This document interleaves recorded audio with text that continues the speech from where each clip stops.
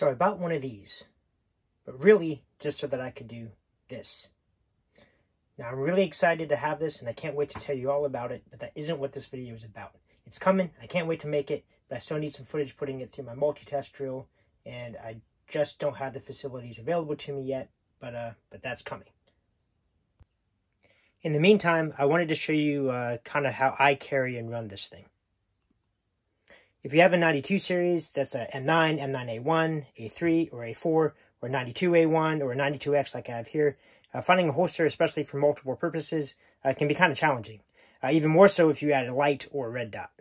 So first up, let's talk about how I conceal this thing. I do conceal carry this thing on occasion, especially now where I am. It's one of the few guns I have with me. Actually, it's the only gun I have with me.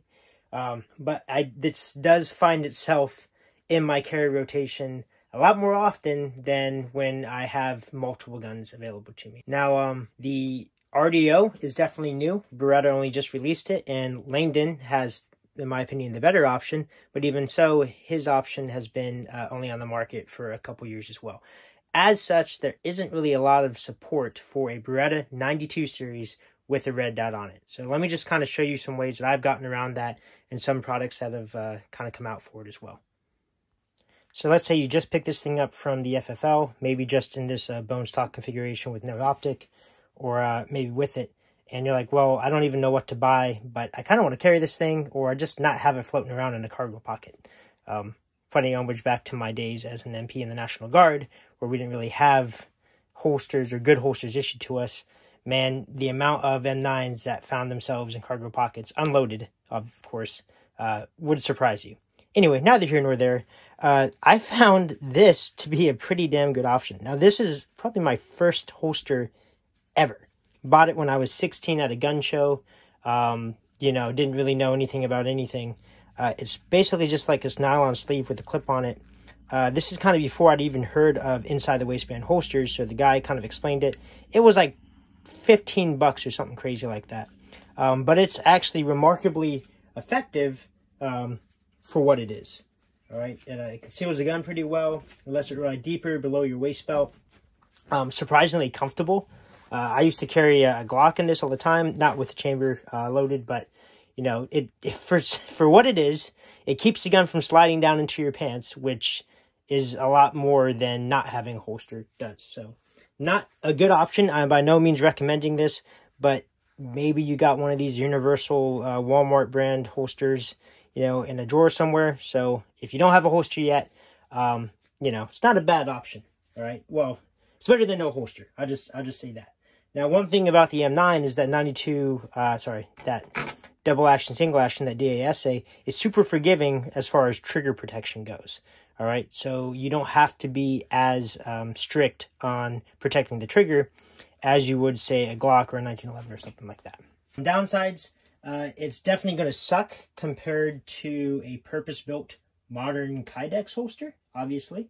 But it does allow you, it doesn't allow you to secure a full firing grip when you draw it out, and reholstering with one hand is impossible, definitely impossible to do safely, and it's not ideal. So if you got nothing else, at least it'll keep it from falling down your pants.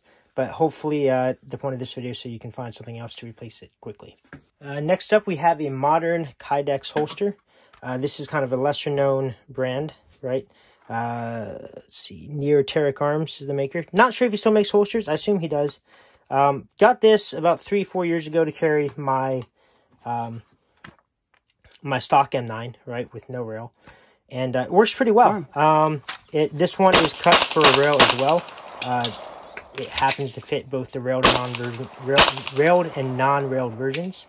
I carried an M9 in this thing for years. I had to modify it a little bit to make it work with the red dot, obviously. So a little bit of Dremel work there made that fit. And you're going to find that if you pick up most M9 inside the waistband, especially appendix holsters, very few of them are cut for an optic. So you might have to do that cut yourself. Just the that configuration hasn't been on the market long. So holster makers haven't really, addressed that yet. So this one's retention is a little tight, a lot tighter than I kind of wish it was, especially when you add belt pressure onto it. It does everything a modern Kydex holster should do. It, you know, this claw leverages the grip into your belt. Clips are good. You can get a nice, good, consistent grip on it in the in your pants. So it works. It's great.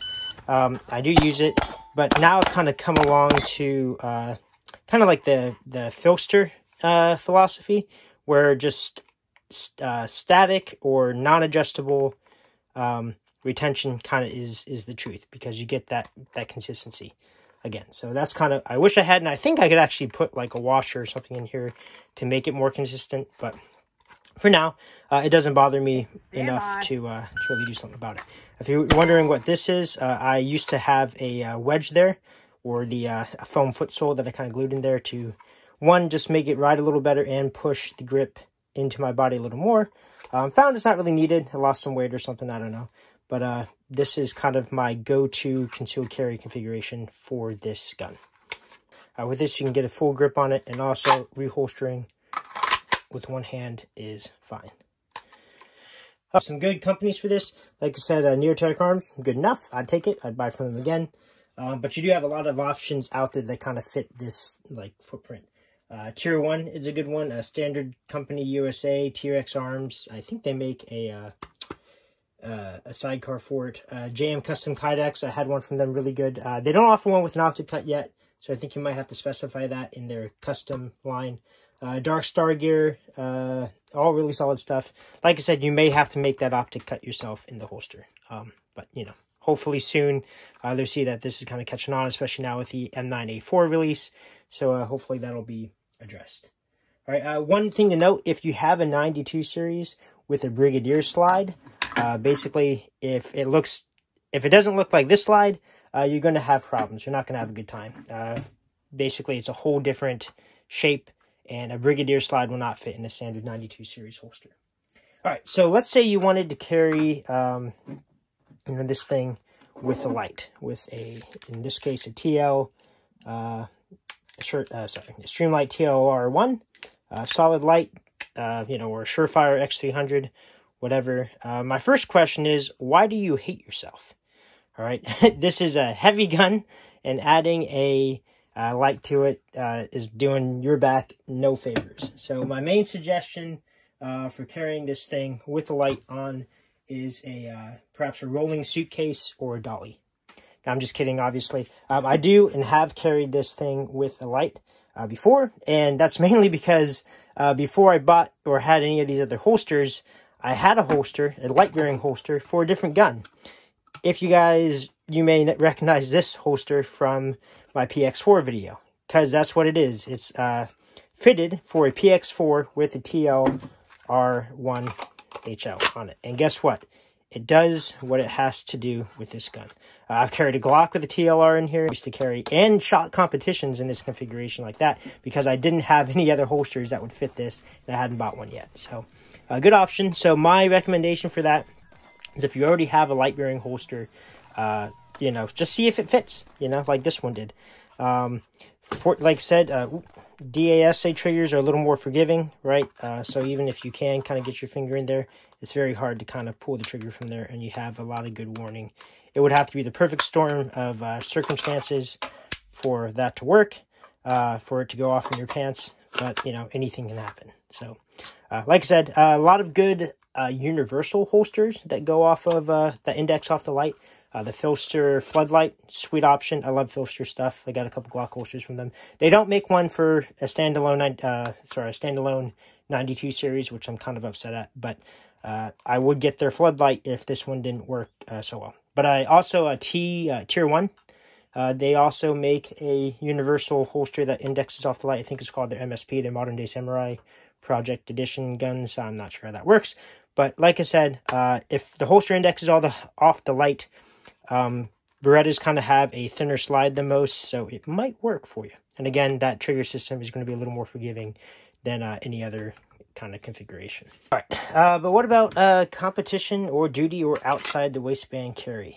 First of all, I understand that those are not all the same thing, but you know, you still have some options. First off, I recommend having some sort of active retention on your holster.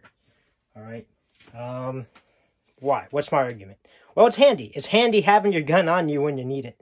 All right. And you say, well, I'm not, I'm not a law enforcement officer or a security guard or anything like that. I don't expect people to be wrestling me for my guns.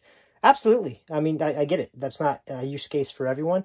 Still kind of recommend retention. He's like, okay, but if you're really saying, it's just for USPSA, like I don't need freaking active retention if I'm just going to go shoot competitions on the weekends with my buddies. I'm going to argue you do.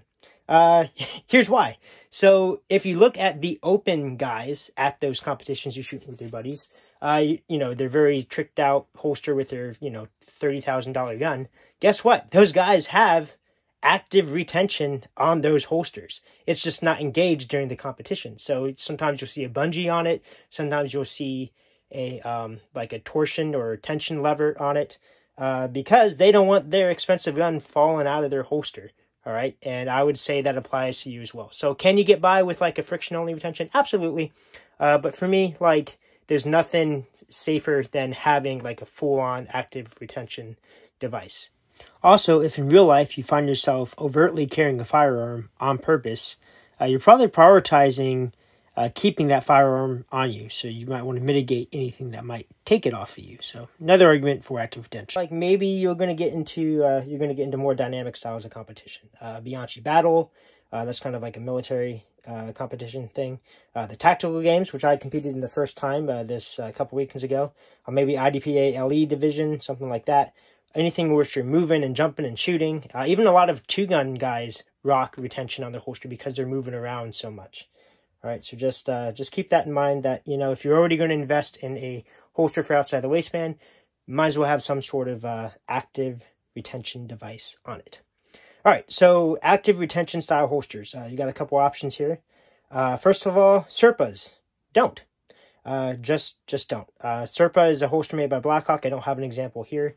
Now, most of you already get why, right? But the main downfall of the Serpa is that to release the gun, you need to use your index finger or your trigger finger, and it's in the same spot that the trigger is. So as you pull out, your trigger finger falls on the trigger, and if you're still in that motion, they used to get a lot of negligent discharges because of that holster design.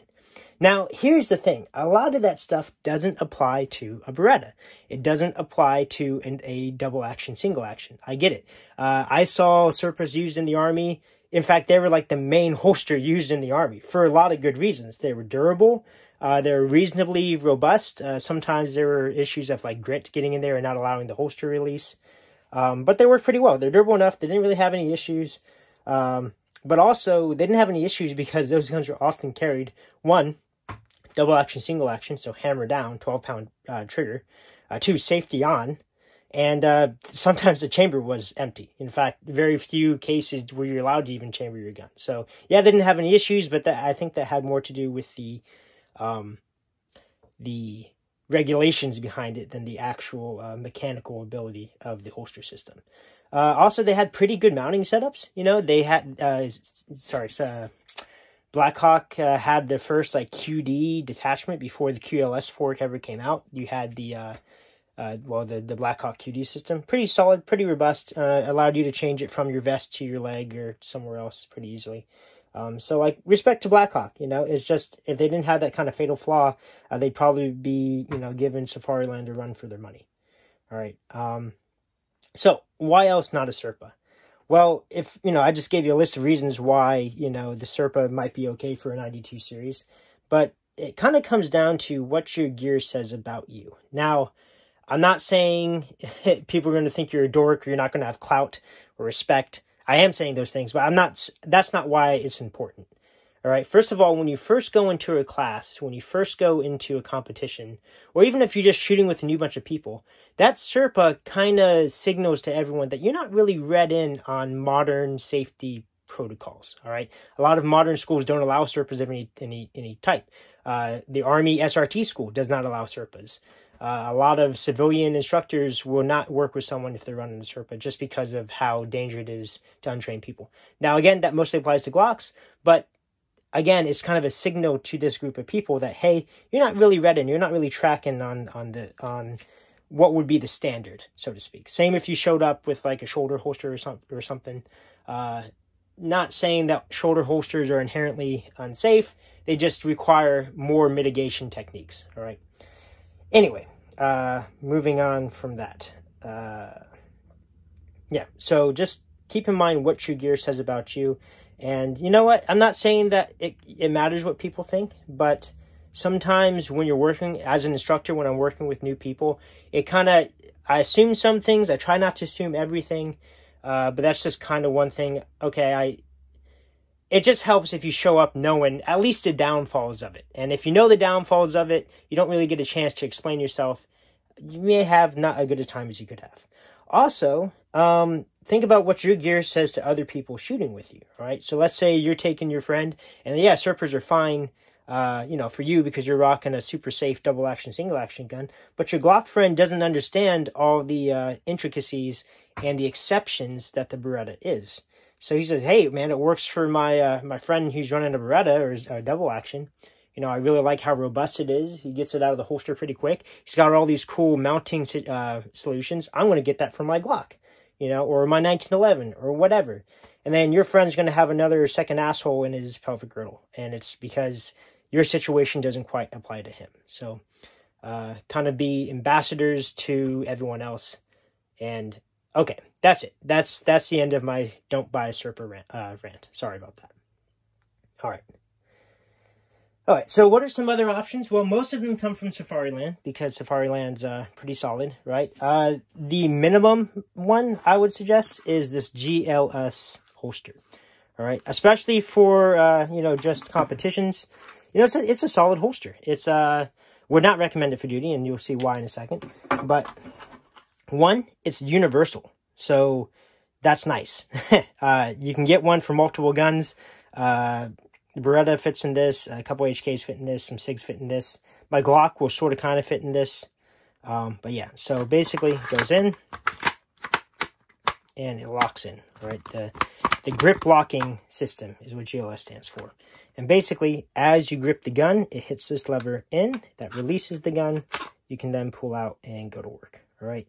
What's nice about it too is it is compatible with their QLS fork system. So you have all those mounting options as well. But, yeah, the holster's okay. Pretty solid. This is one of the first holsters I got for running this in competition and stuff. Keeps it from falling out.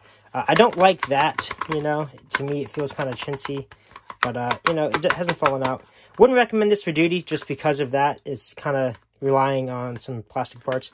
Did have to modify this slightly for the red dot. A little Dremel work there. Probably clean that up. But... yeah, it works. Keeps the gun on you. Doesn't fall out. Releases pretty fast. As soon as you get your master's grip, it kind of disengages. And it's very fast. All right. My criticisms of this setup is not because it's slow, but just because it's not that secure, to be honest. Like, you can sit down and that thing will press, and then this thing will just kind of fall out. All right. Also, if someone's trying to take it from you, absolutely not, because they can just grip here and it'll come out. All right. In fact, I've grabbed this whole setup by accident. Like this, and the gun's falling out. So, that's why I don't, it works for what it is. Great for competition, USPSA, IDPA, stuff like that. I still do use this on occasion just because it's got a paddle holster on it and it's very, easy. But, yeah, so that's an option. The GLS system from Safariland. All right. My ideal retention device from Safariland, though, is this SLS hood. Before I start talking about that, I do want to talk about the ALS system, the automatic locking system. All right. Great system, especially for Glocks, M&Ps, SIG 320s. I have one for Beretta. It's just not here. It's somewhere else. So sorry I don't have it here in front of me to kind of show you what I'm talking about with it. But a couple reasons why I don't like... It's not that I don't like it. Like I said, I ran a Beretta out of there for years. I ran it in the Army. I ran it in a couple USPSA, IDPA stuff. It's a great system. One thing, though, about Berettas is they have this, tang here. And I would notice that the position of the ALS, so the ALS has a little nub right here that you hit with your thumb. That releases it. Something about the angle, something about this tang, it just never really came out as smoothly as it did for a Glock or a 320 or an M&P. So that's all I'm going to say about it. It's very fast, pretty secure. It's kind of the standard right now, you know. Obviously, you've heard of ALS. The other main reason why I don't really suggest it for this use case is there's no way to adapt the Beretta ALS holster to fit an optic. It's just not there yet. I don't know really how they've done it for Glocks, but it's typically a purpose-specific holster for that gun that they made it work, and you can't really do that with an optic, all right? So, if you're just running, you know, the 92X with no optic, the standard configuration, no red dot, man, these holsters, you can find them on eBay for like 15 bucks, all right? And this is the ideal duty holster for Beretta 92, all right? It is super robust. Like, this is Kydex, but it is thick, man. You could take like a baseball bat to this thing and it would be fine. All right, so no light, no optic. This will work fine. Now, here's the thing. Eventually, I will cut this for my optic, and then it'll work fine for my optic. But I just haven't made that cut yet. Got to get some Dremel work done. Super robust. Some things that I don't really like about it, it's heavy. I mean, it's durable, but it's heavy. Also, it's got this kind of like rubbery felt lining in there, which it's not bad. It makes it quiet, you know. It makes it really, really quiet. It's probably why it's there. But I don't like that it retains dirt and sand and such. And once that's in there, it can actually act like sandpaper on the finish of your gun. So that's one thing to kind of look out for it. But have run this in Army competitions, have carried this in the Army. Favorite way to carry a gun, especially in that kind of environment. It's just super reliable. All right, reliable and rugged and durable and all those things. Very robust, right? And leg leashes, I don't have to explain that, but basically this goes around your thigh and keeps it in place. But that to me is like the ideal duty holster, all right? Now, here's the thing about SLS. People hate them. They hate them, especially because the ALS is so much faster. But I will say that there is kind of a resurgence happening with the SLS system. That's the strap system. Just because of how robust and how reliable it is. The ALS system kind of relies on plastic pieces integrating with other plastic pieces. If you were actually fighting to keep your gun in the holster, then that shit would break immediately. All right, so it's fast, but it's not as robust or as reliable as the SLS. All right, this is leather, right, screwed into Kydex or to the hard parts of the holster. Is not going to break, all right? It gives enough that it can't shatter. So, that leads me to my final holster, right, for you guys. This is a Midwest Tactical Solutions custom Kydex with an SLS hood. Peak performance, if you ask me. Now, I will say in a duty style configuration, or sorry, a duty use case where the guns are already... you know, it's already outside the waistband. You're not concealing it. It's on a load-bearing equipment. There's no reason why in 2022 you don't have a light on your pistol, all right? I'm not saying it replaces a handheld light, like this wonderful mod light here.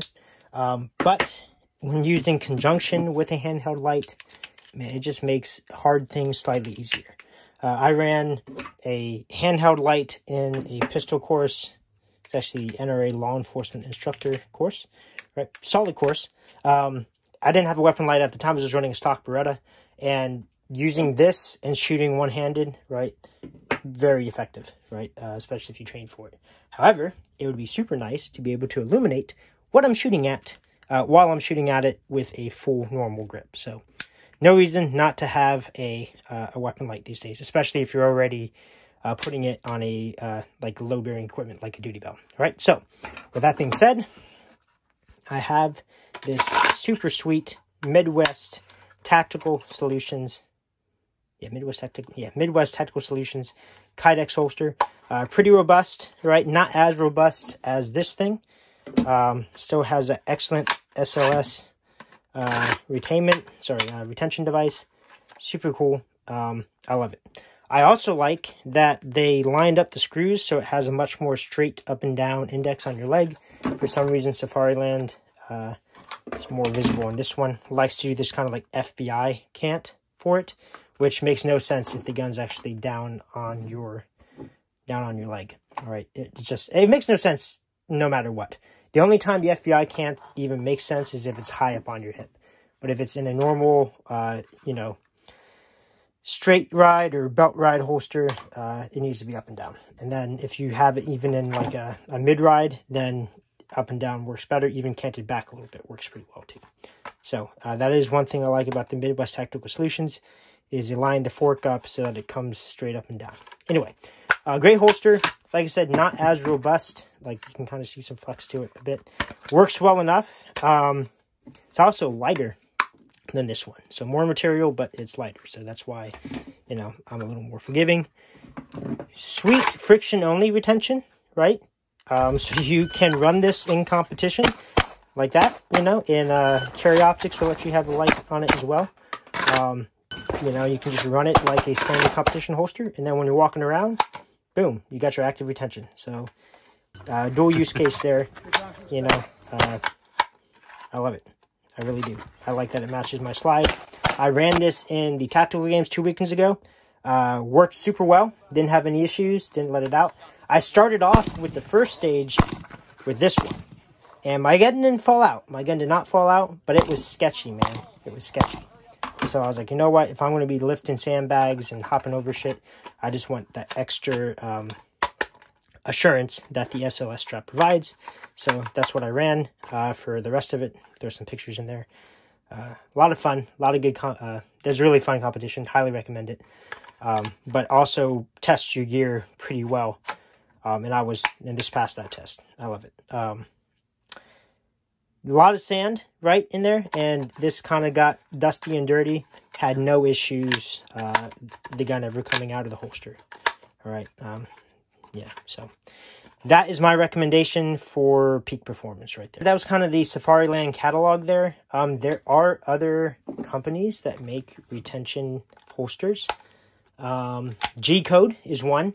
I have had some experience with the G-Code retention holsters. They actually got the Army contract for a little bit back when the Army was running Berettas. And not a fan of them. I'm really not. The Kydex on them was thinner than this, believe it or not. It's kind of flimsy. And I just didn't think the retention device was very robust. I wish I had one here to show you. But it's basically a spring-loaded hood. So you hit a button and then the lid pops forward like that. A lot of other companies have kind of adopted that. But it felt chintzy. It wasn't as intuitive as an ALS system. And it was plastic on plastic, man. You know, I didn't like that. I bought a custom Kydex holster for USP 45. And it came, I think I got that from KSG. And I didn't like that holster at all as it came to me. In fact, the retention device on it wasn't an SLS. It was this spring-loaded G-Code type. And looking at it, man, I'll see if I can find pictures of it. But if you push on it, it basically moves this one piece of plastic out of the way, and then it's the plastic tension that's flipping it forward. It wasn't robust at all. Also, the hardware fucking fucked up my slide on my nice USP 45.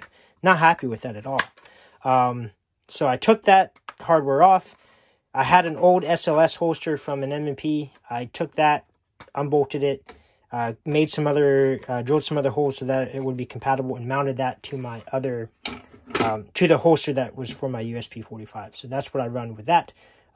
Anyway, just another plug for the SLS system over G-Code or the KSG active retention or some of the others. Anyway, so all right, guys, you can kind of see why that was a standalone video. I really can't wait to do the review on this gun. But as you see, this is like probably going to be like a 20 to 25 minute video on just holsters alone. So I appreciate you guys sitting through it. If you did, hope you found it helpful. If you have any questions, drop them down in the comments.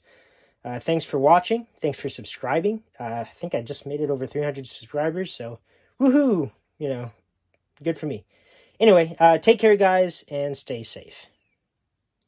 Also, I was thinking that I needed like a more unique sign-off saying, you know, like all the other YouTubes have. Like, I don't know. But I checked my studio stats, and y'all don't hang around this long anyway, so whatever, man.